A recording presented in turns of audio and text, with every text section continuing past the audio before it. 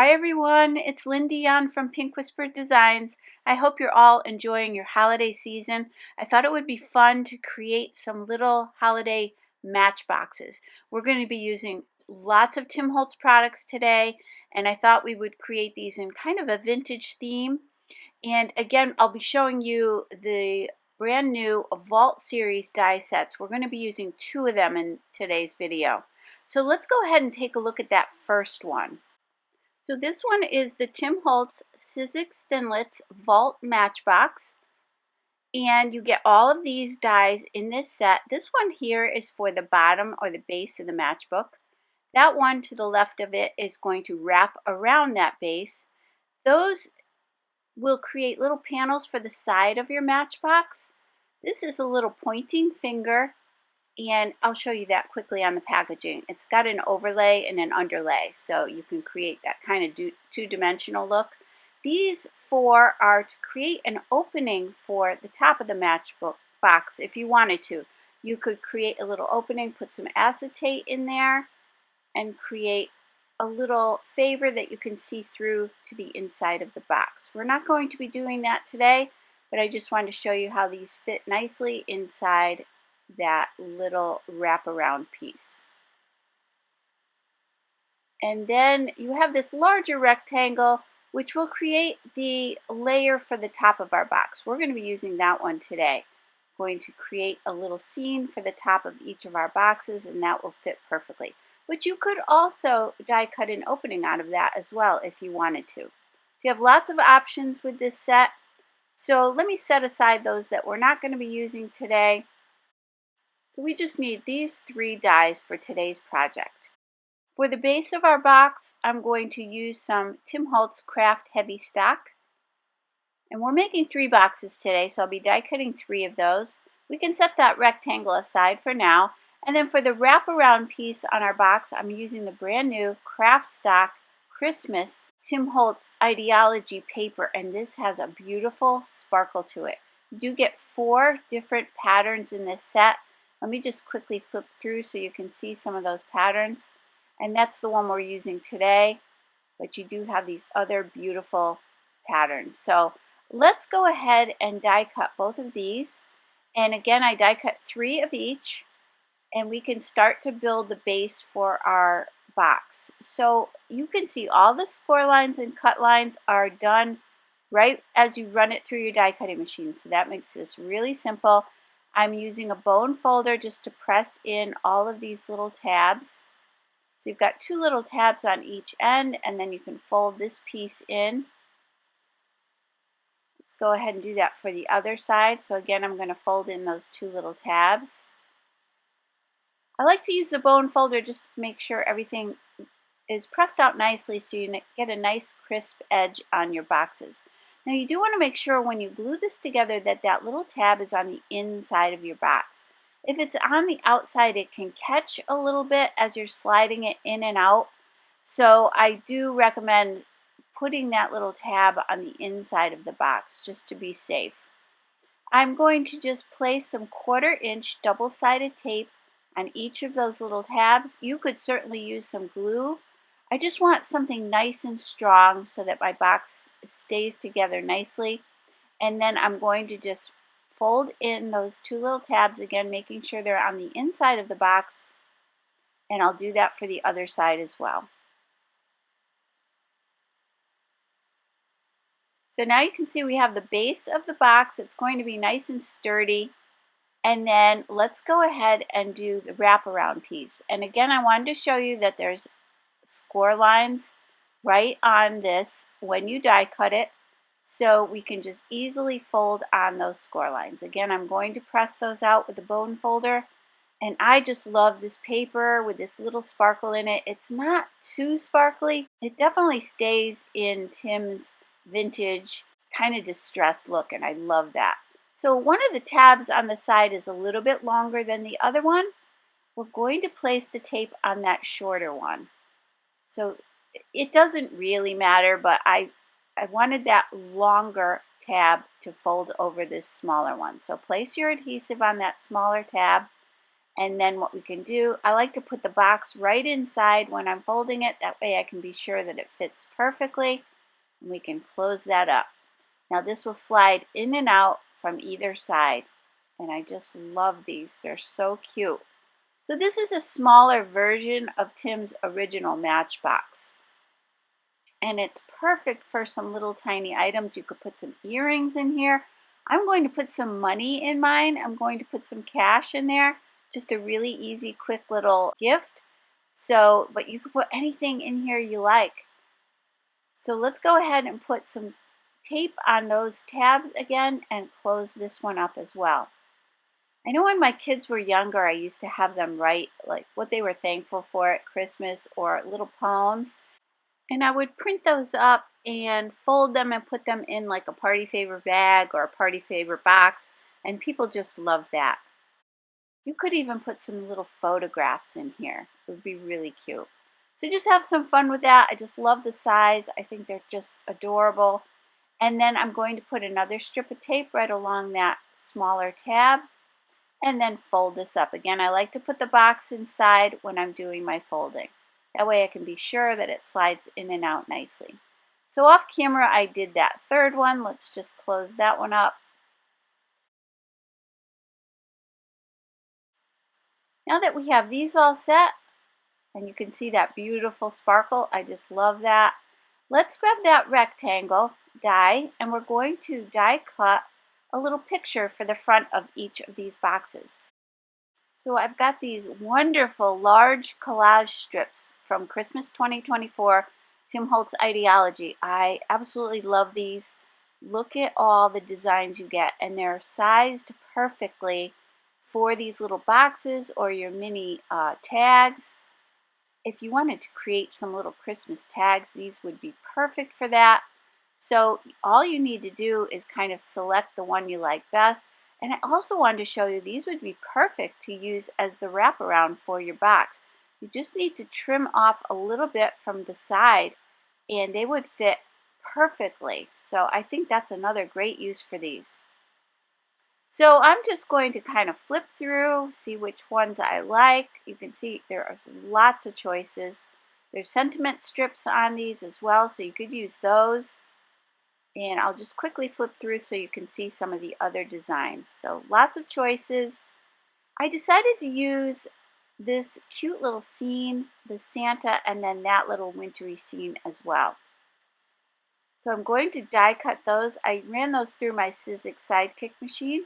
And then I've got my Vintage Photo Distress Oxide ink from Tim Holtz.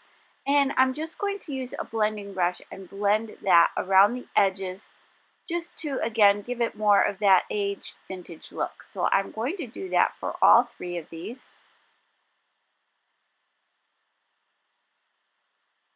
And then next, I'm going to spatter these. I've got the Doc P.H. Martin Bleed Proof White. You know I love this. It's a bright white. It stays bright white when I spatter it on. So I'm going to place a little bit on my glass media mat. I spritzed it with a little bit of water from my Distress sprayer. And I'm going to go ahead and use a small number 0 paintbrush to spatter this. That way I'll get some little tiny snowflakes. I did cover Santa's face with a little piece of paper towel because I don't want to get any on his face, so I'm just going to spatter around that. I think I did accidentally get a little bit there, so I just blotted it off quickly before it dried. So once I had those spattered, you can see how pretty that looks. It really gives it that snowy, wintry look.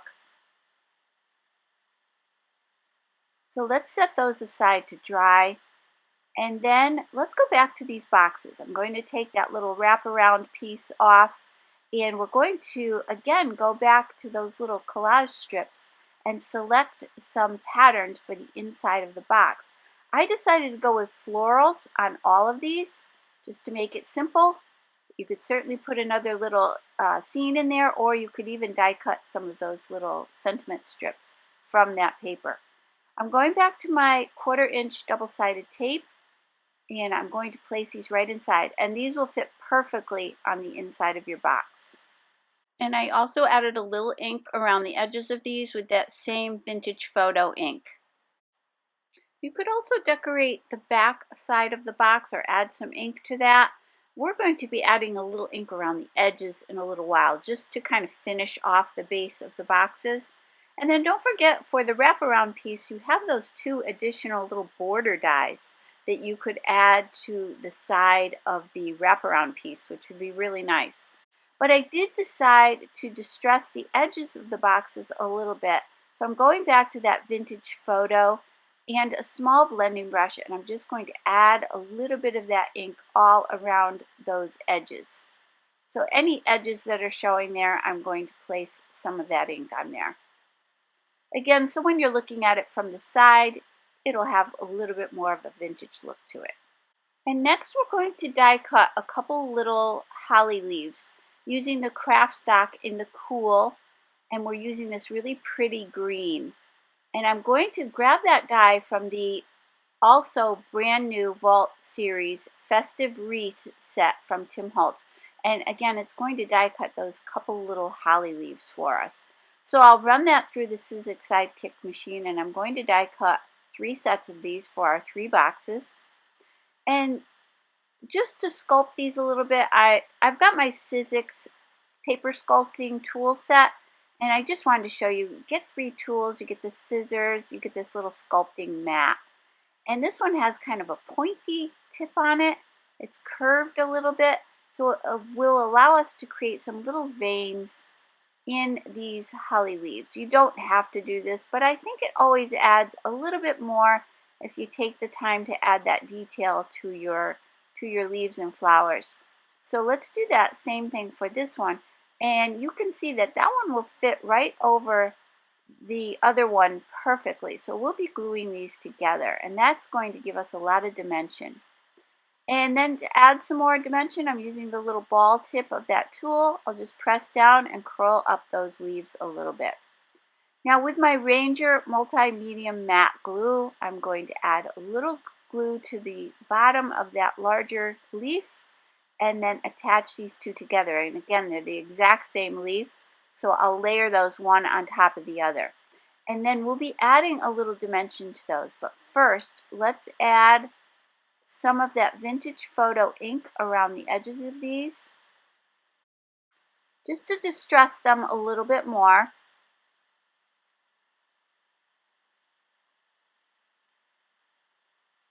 And then let's give them some dimension. So I'm just using my pick tool just to get down inside there, and I'm just going to separate those a little bit. Again, just to give this a little bit more dimension. So you can see how cute that is. It really adds a lot to these. Again, I think it is worth taking the time sometimes just to add those few details. It just adds a lot to your projects. So I've got all 3 of those all set, and I'm going to spatter those. I could have spattered those earlier with the other pieces, but I wasn't exactly sure which direction I was taking at this point, so I quickly spattered those. I set those aside to dry, and let's grab some large foam squares. These are from scrapbook.com, and I will list and link all the products I'm using today down below and also on my blog. And if you use those links that I provide, it does help to support my channel, so I really appreciate that. So let's go ahead and attach this to each of our boxes. I'm just opening up the box each time just to see which directions my flowers are going in, and I'm sort of coordinating the flowers with the pattern that I'm picking for the top of the box, but it certainly doesn't really matter. They're all beautiful, so I'm just sliding that open, taking a look at what pattern I have inside that box, and then selecting the little topper. So let's go ahead and put this last one on. I'm just using my Cricut weeding tool to remove the backing from that adhesive. Now we can attach our little holly leaves. And for the berries, I didn't die cut any berries because we're going to add a little sugared candy to each of these, and I'll show you that shortly. So let's add a little dot of glue. I've switched over to my Nuvo Deluxe adhesive. Just going to add a little dot of glue behind each of these, and we can attach these. And just attach it to whatever corner you feel like needs a little bit more. I thought on this scene it was a little bare down on the right hand side. I'm just going to place it in the right hand corner. Now here's where we're going to add these little candies. This is the rock candy glitter. Again, I'm going back to that Ranger multi-medium matte glue and a little brush, and I'm going to take these little Confections. Again, these will be listed and linked down below for you, and I'm just going to paint on some of that glue, and then I'll turn them over and just put them right in that rock candy glitter. And these will look like little frosted candies, little sugary candies. It's just so much fun to do these. I love doing this. So once those are done, I'm going to just grab my Nuvo dual tip spoon just to scoop those out of there. And you can see how sugary these look. And I'll just place those on a paper towel and let those dry.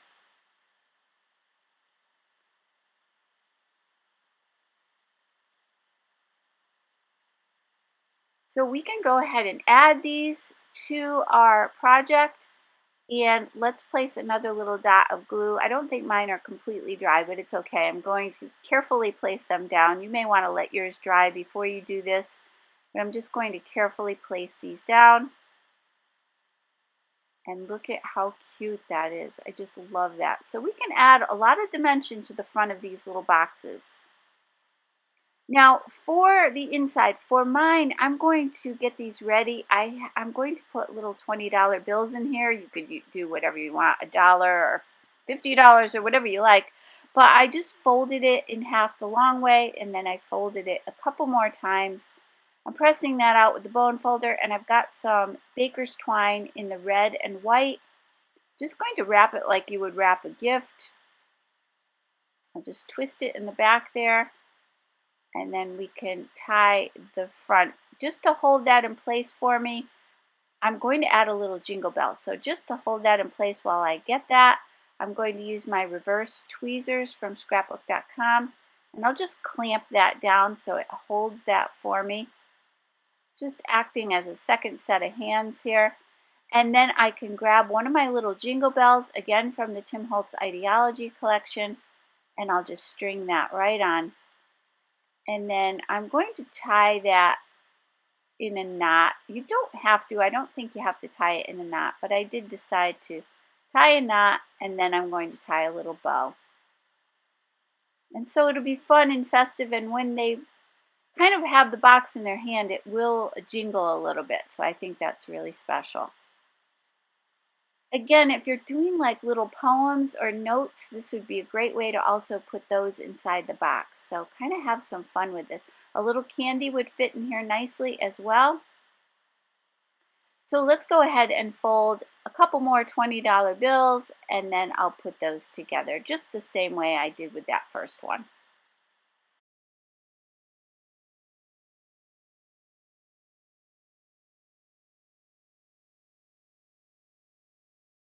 Now that we have all three of those all set, let me give you a closer look at the finished boxes. And there's that pretty sparkly paper. And we finished off those edges with a little bit of that ink. And here's our little jingle bell. I just love how cute these are and how many different things you could use these for. I love making party favors, so for me, this was a blast to do. This is a fun little project for just right before Christmas. If you want to set your table with these, you could even put someone's name on them for each of the for your table seatings. So this is really fun. You could just print out their name or stamp it on there before you put these together.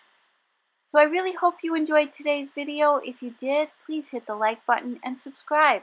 And don't forget to hit that notification bell so that you don't miss a single video. Thank you so much for joining me today. I hope you enjoy your holiday season, and I'll see you real soon. Take care. Bye-bye.